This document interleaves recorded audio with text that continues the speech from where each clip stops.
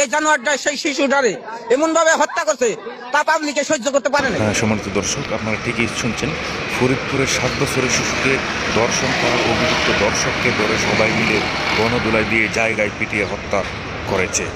দেখুন এই জানোয়ারটা সেই শিশুটারে এমন ভাবে হত্যা করছে তা পাবলিকে সহ্য করতে পারে নাই, এই কারণে তারে একবারে বিদায় করে দেওয়া হলো।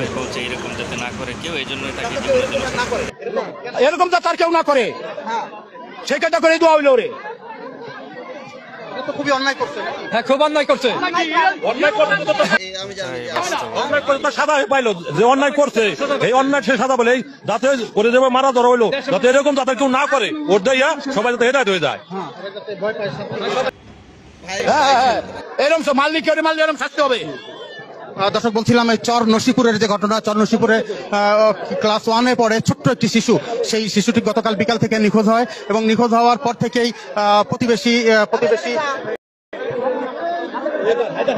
হায়দারের বাড়িতে তার লাশ আজকে সন্ধ্যায় এসে পুলিশ খুঁজে পায় বা উদ্ধার করে, লাশ উদ্ধার করে। কিন্তু এই খবর পেয়ে শত শত মানুষ, গ্রামের শত শত মানুষ তারা কিন্তু এখানে ছুটে এসেছে এবং এই দৃশ্য দেখে তারা সহ্য করতে পারেনি।